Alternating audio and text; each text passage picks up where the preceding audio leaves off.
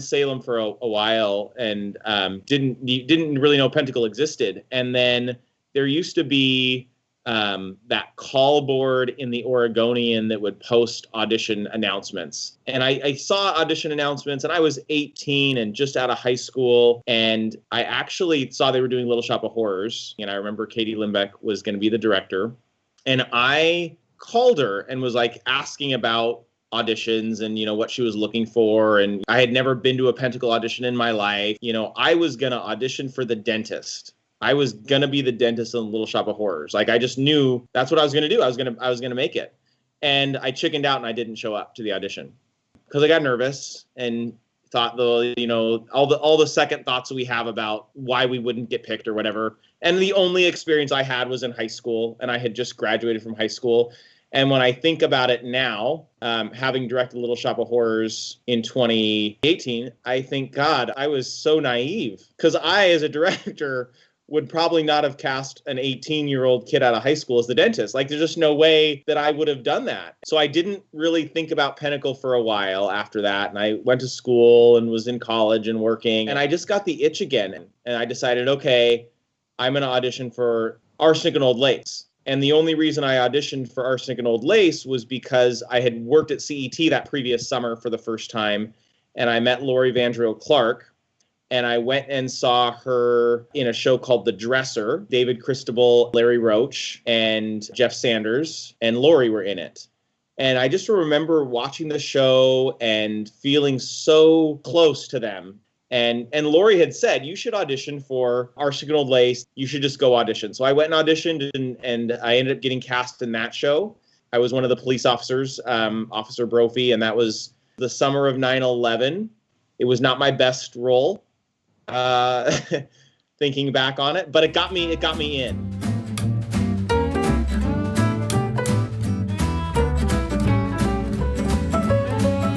Every audition is terrifying. And that's I think what we don't really think about is that every audition we go to, regardless if we've been around Pentacle for 20 years or 10 years or 5 years, if you truly want to be in the show, then you're going to be nervous to get up in front of people. And once you do that first reading, once you see who's there, once you just get a sense of what it's going to be like, things have a tendency to calm down. I think getting past the jitters, I think that everybody has that same exact feeling for every audition. We only get better the more we audition, and there's no other way to improve that skill.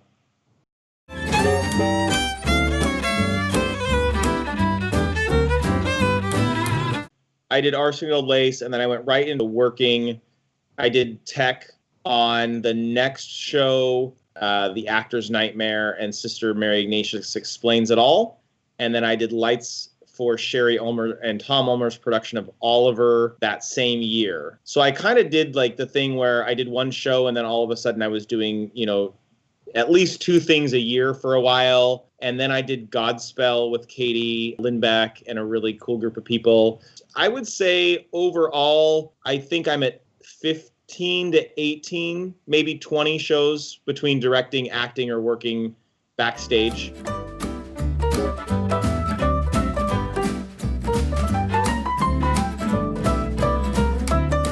Godspell, the way that Katie structured those rehearsals, we basically improv'd every section of the show. Every parable from the Bible was its own improv. We would sit at rehearsals and we would just try different things. And it was one of the most enjoyable but tedious rehearsal processes I've ever experienced, because we'd have a concept for a little while, and then we'd decide we didn't like that concept anymore, and we'd have to go back to the drawing board. And so that was a really interesting rehearsal process, and it really bonded that cast way more than most musicals probably bond a cast. And I remember specifically on closing night, walking into the dressing room that night, and it was silent. It was strike night, and we all walked down the stairs, and nobody wanted to say anything because none of us wanted it to be over. We were not ready to be done. And there's only 2 shows that I've ever been involved in at Pentacle where we weren't ready to be done. And it was so somber. It was so somber.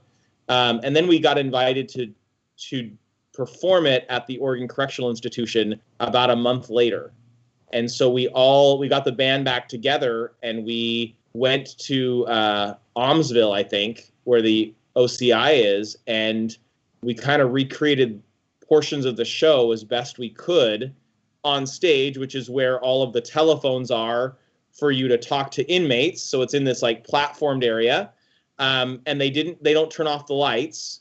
So, we were performing in just the oddest environment and got some of the most heartfelt cards from the inmates afterwards. And Katie shared those with us, and a bunch of them just wrote us thank you cards for coming in and bringing something to them, entertainment they don't ever usually get. So Godspell will always hold a special place in my heart. And that was like the third Pentacle show I'd ever been involved in. So I was like, oh, every Pentacle Theater experience is like this. Not true. And the other show that I think will be super special is the 2009 production of Seussical, which is the first time we'd ever done that show. And I think we could have done that show for another month at least and still sold it out. We had waiting lists night after night. I started this slap my hand now policy of extra seating, and we literally would bring in chairs, and then finally the board liaison said, you can't add seats. That theater for 18 performances was electric night after night, and the cast was super fun to work with. And it's very family friendly, and people loved that they could take their kids to Pentacle and see a show. And so, yeah, those two shows are probably ones that stand out from one I was in and one I directed in the last 18 or 19 years.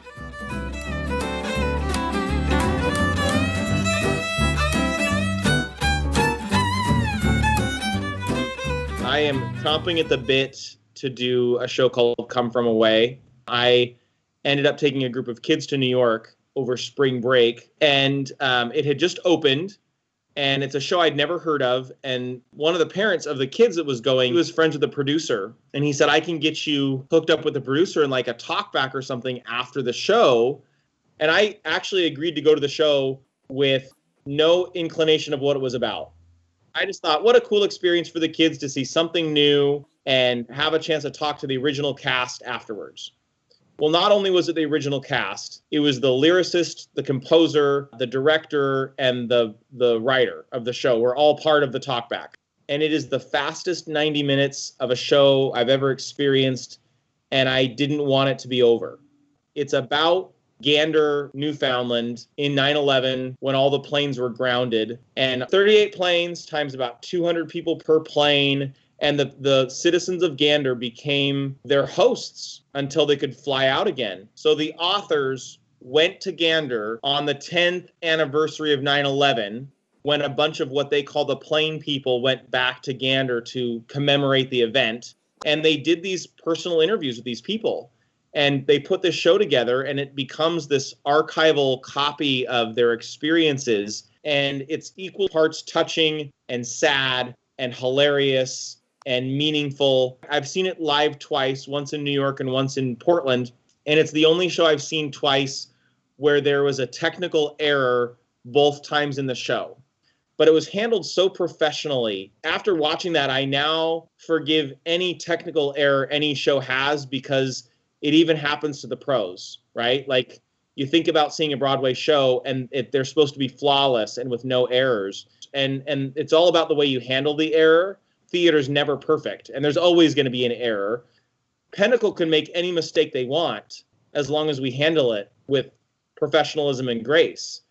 That show is highest on my bucket list. The other show I really want to do is one called The Prom, which is about a lesbian couple in Indiana trying to go to their high school prom. And these washed up Broadway actors come to town and they're going to save the day. And it's just an endearing, heartwarming, sweet musical with really, really fun music that I think people would really, really like. So those two are like my highest priority shows that I would really like to see. And Matilda, of course. I love Matilda, and I would love to see that happen. It's got such a sweet story. I love shows where there's an unexpected heroine, and when you see this 10-year-old just own the stage and outdo the adults around them is always super impressive to me.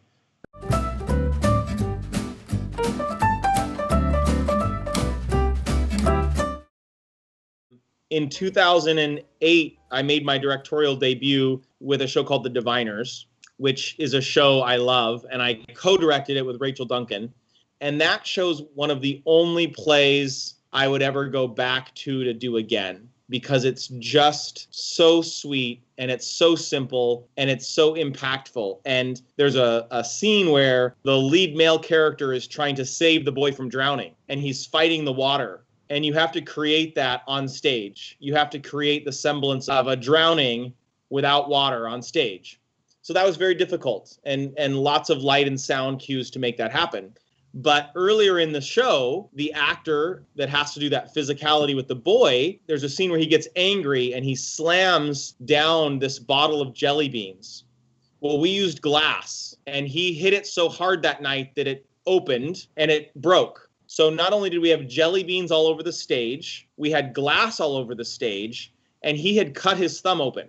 I, as the director, sat there thinking, holy shit, what do we do? And he started with his next line. He looked down at his thumb, his hand was covered with blood, and he just looked up at me and said, I can't. And he ran off stage. We go down and find out he's got his thumb is cut open. Like, it's so bad he needs stitches. So we sent him to Salem ER to go get stitches. Everybody was very gracious and very understanding and all of that. And the cast ended up meeting him at ER that night. We actually all then went out and had a beer because we were like so high strung that night. And he went on and performed the rest of the run. The show was so physical. His stitches would get looser and looser every night. So that was like a first time ever, never happened to me again type of thing. It was kind of a once in a lifetime show. I don't think I'd be going out on a limb to say that show means a lot to every single person that was involved in it, even to today.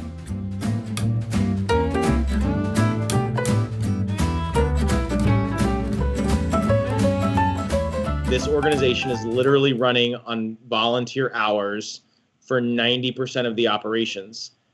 The really great thing is you can kind of pick and choose what you want to do based on your volunteer skill set. And not only involved in the show aspect and putting a show together, but on the administrative aspects. And there's so many other things that are happening at Pentacle that don't happen on stage. And I think that if people are wondering how they can get involved, people would be surprised to find out there's lots of opportunities that don't involve putting yourself on stage.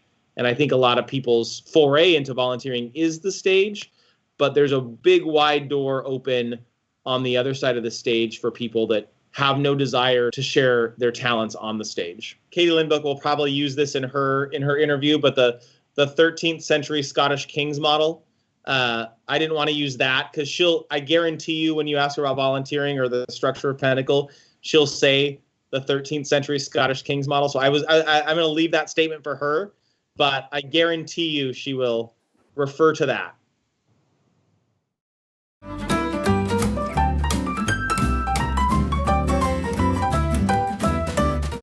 Pentacle to me has afforded the ability to be creative without many boundaries. And so the level of creativity that is allowed to directors to create a vision for a show and execute it, and not necessarily the oversight or micromanagement of wondering how you're going to be able to do that once you've started the process, is hands down one of the reasons I love to direct at Pentacle, because I can present my idea, the board trusts me, and then I get to spend a year figuring out how to execute that idea. And that's a really unique thing about how we operate.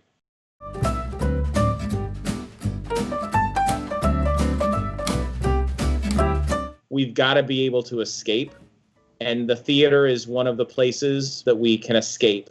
We're going to be back. It might look different, but I don't think as a society we will have returned to any semblance of normal until we have the arts and culture open and operating again for people to escape. And I think that that we can't forget how important not only performing is, but being able to sit and watch the performers. And that's when I think we'll truly be back to some semblance of normal in our country, is when the artists have returned.